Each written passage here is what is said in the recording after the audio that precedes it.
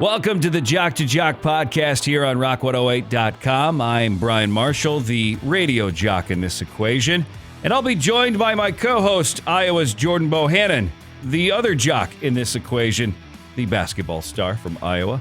Jordan shared in episode 5 what he thought Steph Curry did for the game of basketball and ultimately for his career. You know, I don't think he's getting enough credit even. Like, he's been getting a lot of attention, yes, but what he's been able to do is bigger than basketball. He's literally transformed an entire generation. My game has been transformed because of his. I always shot the three ball, but I never shot it as deep as I used to, as I did when I was little.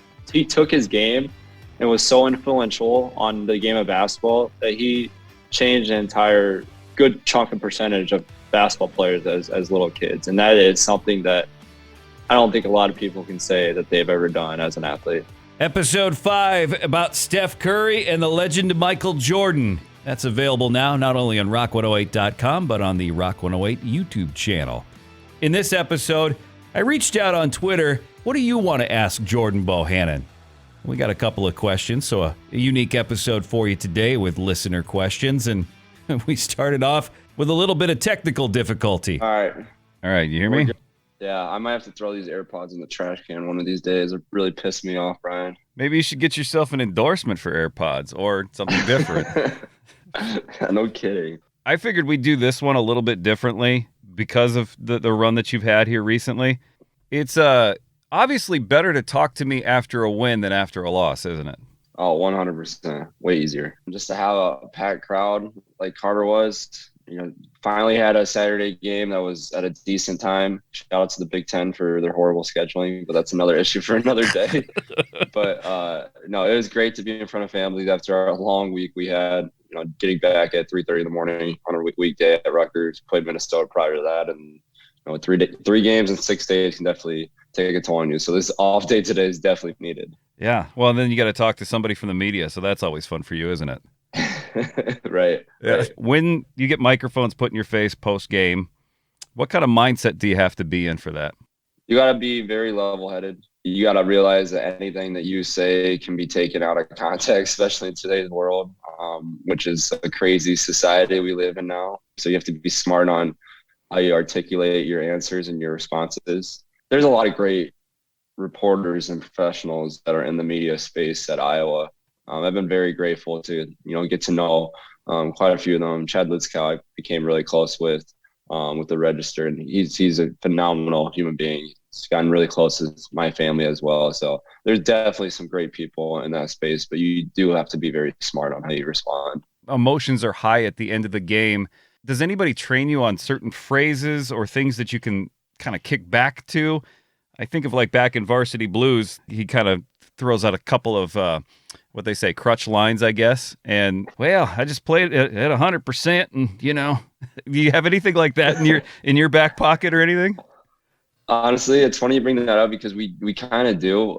When you kind of get on campus your freshman year, I remember getting handed a sheet by SID at Iowa, Matt Whitesell, and he kind of just has these generic responses if anything ever comes up, out of the ordinary. Especially, he still does it if there's like any conflict that arises, that how I should respond, or recommendations, I guess you could say. Now in my years at Iowa, he has some recommendations for me because I like to say what's on my mind a lot of times. I think that's why I've always generally tried to keep it real and keep it honest with people and never really shy away from the truth. So if Whitesell usually tells me to go one way, I kind of go the other way.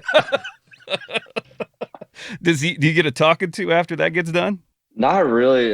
Coach McCaffery's kind of just he trusts me in what I say and how I respond and how I act. So I think it's been great to have that, support from him. I just looking back to last year when there's a whole debacle with Juwan Howard and Mark Turgeon at the Big Ten tournament when they got in a fight, and I kind of backed Coach McCaffery because Coach McCaffery does that. He's the bad guy, and all the social media is all over him. So I had to, stand up for him and kind of go off topic for a little bit. So things like that, I know he trusts me with, and I continue to do. I know you said you have some that you trust within the press corps at Iowa. When you're off-site, going back to the Wisconsin game, I saw that you were kind of trading some blows back and forth with Wisconsin sports reporters. And I know I don't want to get too deep into the woods on that, but how much does that frustrate you? It's very frustrating because I know I grew up a Wisconsin fan. I loved going to Wisconsin games. My brothers played there. I went to the Final Four. I sat behind the bench and watched my brother lose to Kentucky in the Final Four, and I was devastated. And to see some of these reporters that they lack some professional ability, and it's very concerning from my point of view because one, they make money off not only myself but the team they're covering, college athletes, kids that are 18, 19, 20, 21, 22, 23, 24 years old now. And it's a shame how they've been, handling some topics. And if you just go through kind of what my response is, how you respond to me, it just kind of shows, how pathetic some people can kind of be in that space. And again, there is so many great people in the media space that I met so many. There's just some couple of those bad apples out there that just kind of ruin the fun for it all. And it's kind of been a shame to, see, especially growing up as a Wisconsin fan. The part that I really enjoy, and I think it's a line that you've used a couple of times, never taken a jump shot.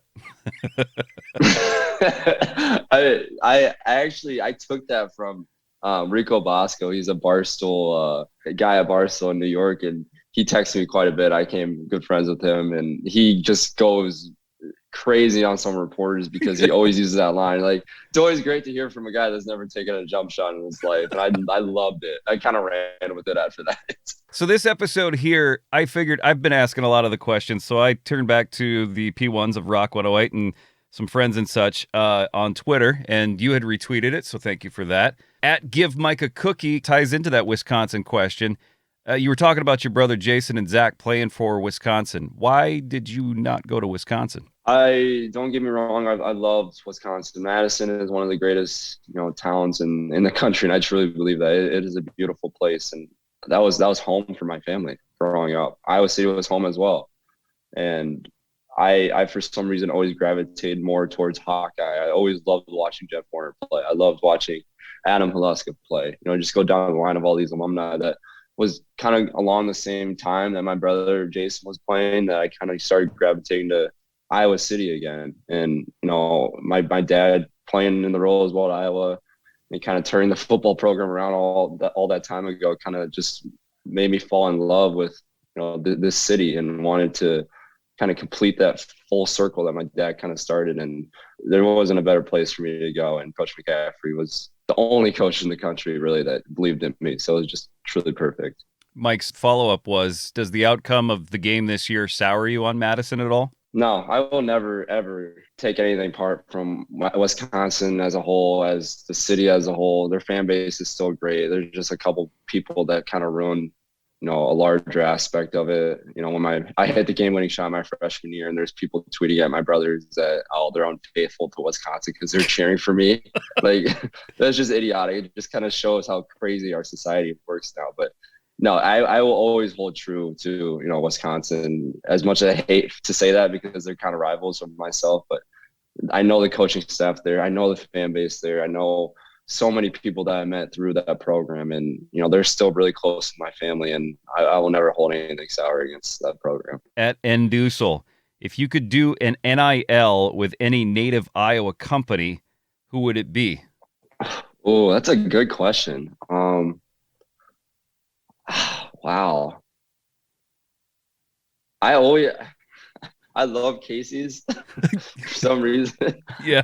I love their breakfast pizza there. Whenever we golf early in the mornings in the summer, yeah, we always stop and get a slice at Casey's or something. So I do love that company. I'm not gonna lie to you. Okay. That would probably be the one. All right. And Dusel also asks, this is the basketball question, who is the toughest Big Ten player or opponent that you've matched up against, or a top three, whatever works for you? Trevor Frazier is definitely up there. Geo Baker's always been tough. Melo Trumbull, my freshman year, probably some guys don't remember him, but he was one of the best point guards I think I faced. Matt Farrell out of Notre Dame was phenomenal. I mean, shoot, I played against so many NBA guys now that it's kind of crazy, just crossed my mind. I mean, Duncan Robinson, Michigan. I mean, just go down the Michigan program. There's been so many NBA players out of them. But yeah, those are probably the top guys for sure. So my follow-up then, because you've played against guys that are now in the NBA, are you setting your sights for that? Is that the plan after this season?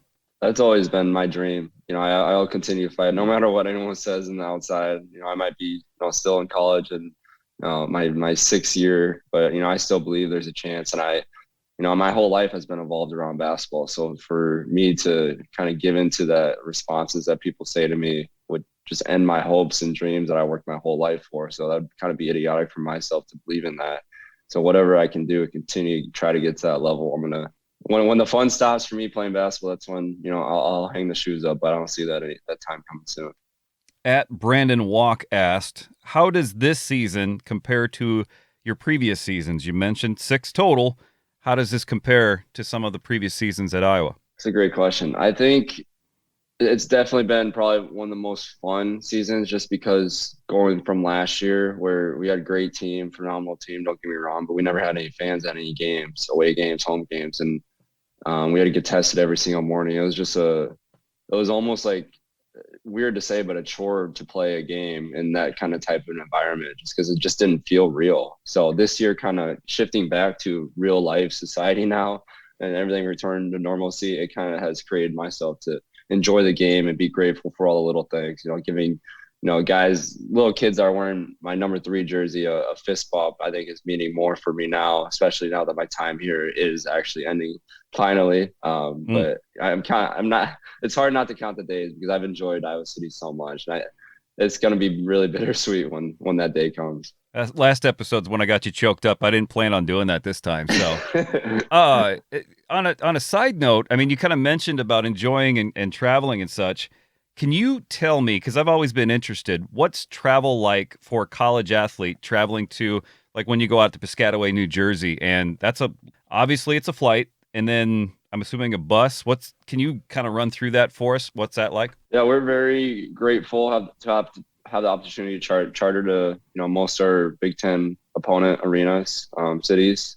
We get to the airport, we don't really have to go through security. Our bus kind of just goes on the tarmac, and some days we'll practice. We always get there the day before. Some games we might practice there the night of, but we'll always have dinner the night of at a nice restaurant and get up early in the morning. And it's really a kind of a full-time job. We have something we're doing every hour: film, practice, shooting around, doing something to get ready for the game. When it's a late game, it kind of gets really crazy at 8 o'clock, if you can imagine. We played 8:30 at Rutgers. We kind of have to wait all day. We got film all day, shooting around, practice.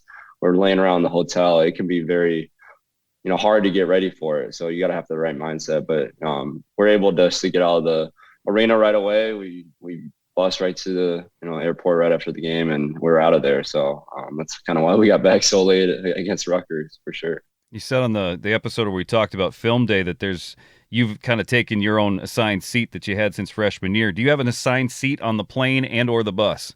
The bus, yes. I always sit the very last seat, back seat of the bus every single time. It's almost like it's hard to explain. Like every single year, like you're a freshman, right? So you're like, all right, I'm gonna sit in the front middle. I don't want to be away from, like, all the upperclassmen like have their own thing back there. Sure. So I don't want to be a part of it yet. So that was me freshman year, like with Ryan Creener and Tyler, and we were like, man, I can't wait to get in the back. Like it's gonna be so much fun. And then people left early, transferred. Now I'm the last one in the back, kind of. So it's kind of funny, but playing out, I don't really have it assigned seat. I kind of just sit wherever. We get really our own row of the plane, so we really not that big of a deal. So when you're holding court in the back of the bus, you guys playing card games, anything like that, or just kind of chilling on your own? I used to play card games, and I lost a lot of money in euchre last year, so I had to. Euchre? What? Yeah, you're telling me the worst game. It's like for 90-year-olds at a family diner in the morning. They play that game. I'm like, why the heck are we playing this?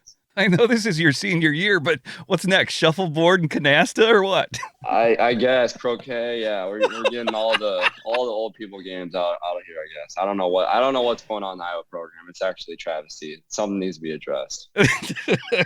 Hey, Matlock's on at 5. Dang, dude.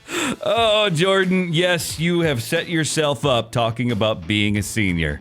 The Jock to Jock podcast here on rock108.com. If you've got a question for Jordan, email me direct, Brian at rock108.com, or find me bmarshall108 on Twitter. And we could feature it on a future episode of the Jock to Jock podcast. Thanks so much for listening. We'll catch you next week.